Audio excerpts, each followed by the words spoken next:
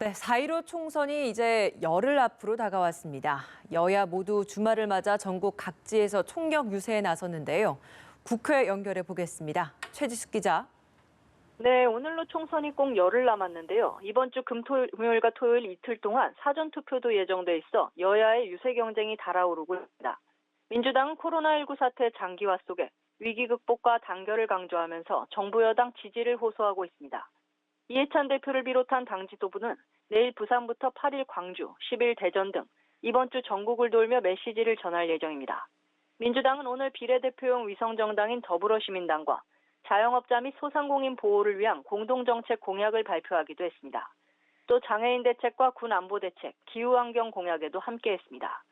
통합당은 문재인 정부의 경제 실정을 지적하며 바꿔야 산다를 기치로 정권 심판론을 강조하고 있는데요.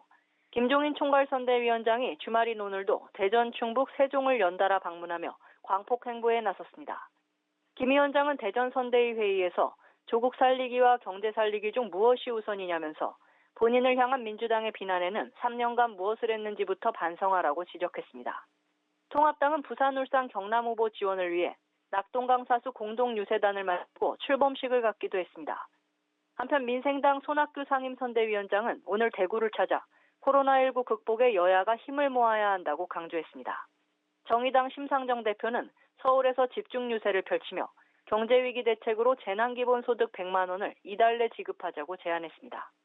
국토종주 중인 국민의당 안철수 대표는 오늘 전북 남원부터 임실까지 5일차 일정을 이어가며 실천하는 정치를 강조했습니다. 네, 민주당 이낙연 상임선대위원장과 통합당 황교안 대표는 종로 민심구회에 나섰죠. 네, 그렇습니다. 이번 총선의 최대 관심지인 종로도 갈수록 선거전이 치열해지고 있습니다. 이낙연 위원장과 황교안 대표는 선거 초반 코로나19 확산세로 유튜브와 SNS를 활용한 메시지 전달에 중점을 뒀었는데요. 선거일이 가까워지면서 보폭을 넓히고 있습니다. 이 위원장은 무학동 차량 유세에서 코로나19 사태도 해결하지 못한다면 정치는 해서 무엇하겠냐는 각오로 국난 극복에 임하겠다고 밝혔습니다. 그러면서 코로나19를 올해 안에 극복한다면 올해 노벨의학상은 대한민국 국민에 줘야 한다고도 말했습니다. 황 대표는 평창동 등을 돌며 골목길 인사에 나섰는데요. 조국 전 법무부 장관을 들어 불공정 불법의 아이콘이라며 비판 수위를 높였습니다. 이어 조국 종자들을 막아내 무도한 정책을 고치고 민생 경제가 되살아나도록 하겠다며 지지를 호소했습니다. 두 사람은 내일 종로구 선거방송토론위원회가 주최하는 토론회에서 코로나19 사태 진단과 경제 대책 등을 놓고 맞붙을 예정입니다. 지금까지 국회에서 전해드렸습니다.